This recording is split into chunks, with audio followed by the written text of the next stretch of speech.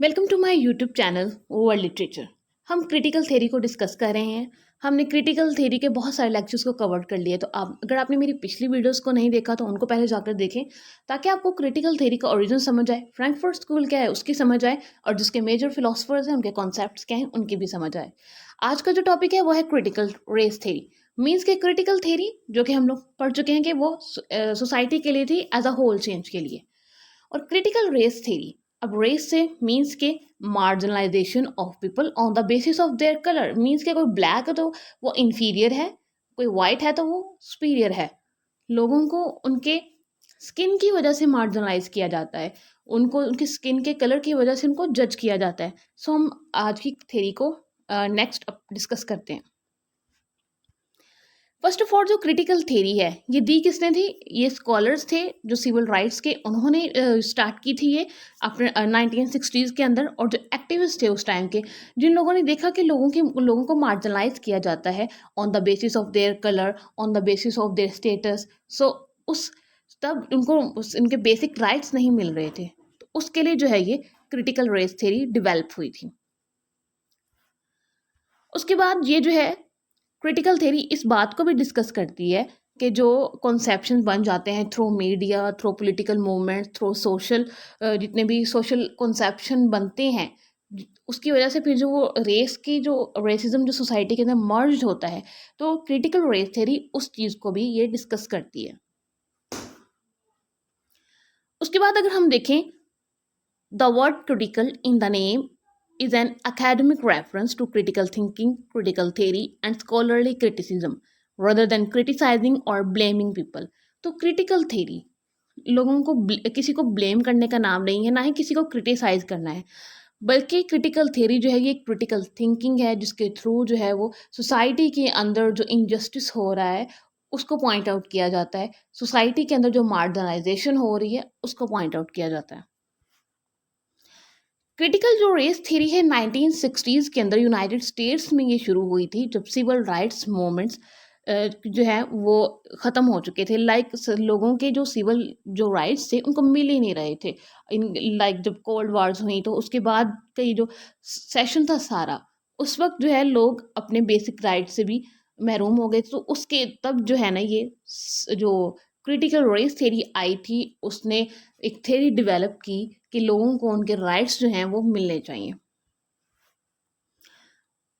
उसके बाद अगर हम स्क्रीन पर देखें, with racial inequalities persisting even after civil rights legislation and colour blind laws were enacted. यानी कि कलर ब्लाइंड लॉज इनएक्ट हो चुके थे, मीन्स के विदाउट जस्टिस जो है वो जो लोगों को जज किया जाता था, इनके जो लॉज थे वो भी जस्टिस नहीं कर रहे थे।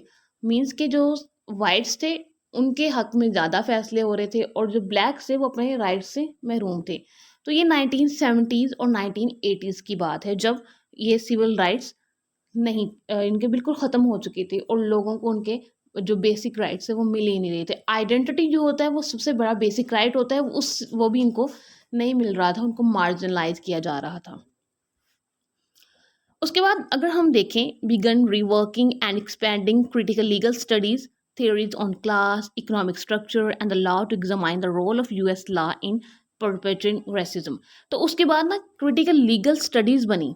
ये किस लिए बनी? ताकि एग्जामाइन किया जाए कि यूएस का जो लॉ है वो किस तरह से रेसिज्म को प्रमोट करता है, वो किस तरह से जो है वो रेसिज्म को सोसाइटी के अंदर मर्ज करवा रहा है। तो उसके लिए क्रिटिकल लीगल स्टडीज बनी थी। उसके बाद अगर हम देखें, क्रिटिकल जो रेस थ्योरी है ये एक फ्रेमवर्क है of analysis grounded in critical theory, originated in the mid 1970s in the writing of several American legal scholars including Derrick Bell, Alan. तो ये जो कुछ राइटर्स हैं, कैम्बरले, क्रेनशा, इन सब ने जो है एनालिसिस किया था मिड 1970s में क्रिटिकल थ्योरी पर। Critical theory is also used in sociology to explain social, political, and legal structures and power distribution as through a lens focusing on the concept of race and experiences of racism. तो critical race theory जो है वो sociology के अंदर भी इस्तेमाल होती है थ्रू इनके पॉलिटिकल लेंस से, और जो पावर डिस्ट्रीब्यूशन स्ट्रक्चर है उससे हम लोग देखते हैं कि रेसिज्म का कॉन्सेप्ट किस तरह से सोसाइटी के अंदर मर्ज हो चुका है, सोसाइटी के अंदर लोग कैसे रेसिज्म को एक्सपीरियंस कर रहे हैं। तो क्रिटिकल थ्योरी को हम लोग एज अ सोशियोलॉजी भी यूज़ करते हैं कि सोशल जो फील्ड्स हैं उसके लेंस के थ्रू भी हम लोग सोसाइटी के अंदर जो मार्जिनलाइजेशन हो रही है उसको देखते हैं। For example, the critical race theory conceptual framework examines racial bias in laws and legal institutions, such as highly disparate rates of incarceration among racial groups in the United States. कि जो United states के अंदर racial groups बन चुके हैं, उनका framework बनता कैसे है, किस तरह से लॉज और लीगल जो इंस्टीट्यूशंस हैं वो एक्सप्लॉइट करते हैं बेसिक राइट्स को। तो क्रिटिकल थ्योरी इन सब चीज़ों को एग्जामाइन करती है, इन सब चीज़ों को कंसीडर करती है जो क्रिटिकल रेस थ्योरी है। नेक्स्ट अगर हम देखें, जो क्रिटिकल थ्योरी का जो रेस थ्योरी का जो मेन कॉन्सेप्ट है वो है intersectionality, the way in which different forms of inequality and identity are affected by interconnections of race, class, gender and disability. कि डिफरेंट फॉर्म्स ऑफ इनइक्वालिटी यानी कि हर हर जगह डिफरेंट किस्म की मार्जिनलाइजेशन होती है। कहीं फेमिनिज्म वाली मार्जिनलाइजेशन है, कहीं ब्लैक्स वाली मार्जिनलाइजेशन है, कहीं वाइट्स जो है वो खुद को सुपीरियर, यानी कि इनइक्वालिटी डिफरेंट फॉर्म्स की है। तो ये बनती कैसे है, यानी कि जब रेस डिफरेंस आ जाता है, क्लास डिफरेंस आ जाता है, जेंडर डिफरेंस आ जाता है, या फिर डिसएबिलिटी किसी भी किस्म की कोई इंसान की होती है, तो ये जो डिफरेंस जब कलेक्टिव होते हैं तो एक ही बनती है। तो ये सब मिलकर एक कॉन्सेप्ट बना देते हैं, यानी कि ये सब मिलकर एक मार्जिनलाइजेशन का सबब जब बनते हैं, तो ये क्रिटिकल थ्योरी उसका इंटरसेक्शनलिटी का मेन कॉन्सेप्ट देती है हमें। उसके बाद देखें the concept of intersectionality, one of critical race theory main concept was introduced by legal scholar. ये किसने करवाया था? जो क्रिटिकल रेस थ्योरी का जो इंटरसेक्शनलिटी का कॉन्सेप्ट है, ये किम्बरले क्रैंशा ने इंट्रोड्यूस करवाया था।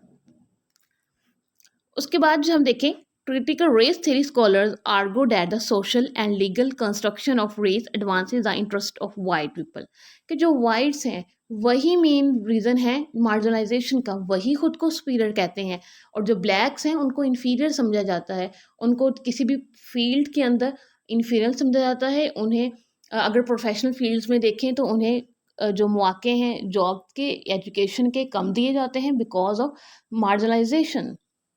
तो स्कॉलर्स कहते हैं कि वाइट्स जो हैं वही स्टार्ट करते हैं, जो ब्लैक और वाइट का जो डिफरेंस है, रेसिज्म का जो कॉन्सेप्ट है, ये वाइट्स ने ही स्टार्ट किया है at the expense of people of color, and that the liberal notion of US law as neutral plays a significant role in maintaining a racially unjust social order, where formerly colorblind laws continue to have racially discriminatory outcomes। कि US के अंदर neutral का जो एक concept है कि जो judicial जो इंस्टीट्यूशंस होते हैं या फिर जो लॉज इंस्टीट्यूशंस होते हैं कि वो न्यूट्रल हैं। तो इसकी वजह से क्या होता है कि कलर ब्लाइंड लॉ आ जाता है, जिसकी वजह से जो जस्टिस है वो नहीं होता, सोसाइटी के अंदर इनजस्टिस इंक्रीज होता है और लोगों को ज़्यादा से ज़्यादा जो है वो इनजस्टिस के बिना पर मार्जिनलाइज किया जाता है। Scholars of critical race theory से that race is not biologically grounded and natural, कि रेस जो है ना ही तो वो बायोलॉजिकली ग्राउंडेड है, मीन्स कि उसका बायोलॉजिकल कोई कंसेप्ट है ही नहीं, कि बाय बर्थ हम जो है वो रेसिज्म का कॉन्सेप्ट नहीं ले सकते। ये with in the history, with in the जैसे जैसे इंडस्ट्रियलाइजेशन हुई, जैसे जैसे डेवलपमेंट हुई, वैसे वैसे जो रेसिज्म का कॉन्सेप्ट है वो भी इनके एक डेवलप होता गया, वो सोसाइटी के अंदर मर्ज्ड होता गया। तो ये इसकी कोई बायोलॉजिकल बेस नहीं है जो रेसिज्म के कॉन्सेप्ट की है। Rather, it is a socially constructed category used to oppress and exploit people of color, and that racism is not an aberration but a normalized feature of American society। कि American society के अंदर जो racism का concept है वो लोगों को oppress करना है, एक्सप्लॉइट करना है उनके बेसिक राइट्स को on the basis of colour, rather than कि यानी कि वो उनका सिर्फ उनका जो ब्लैक होना है यही उनके लिए उनको मार्जिनलाइजेशन का पॉइंट दे देता है। तो ये था आज का हमारा लेक्चर। होप कि आपको लेक्चर की अच्छे से समझ आ गई होगी। ये थी हमारी critical race theory. Next lecture का इंतजार कीजिएगा। चैनल को सब्सक्राइब, लाइक और शेयर कर दीजिएगा। Thank you so much for watching my video.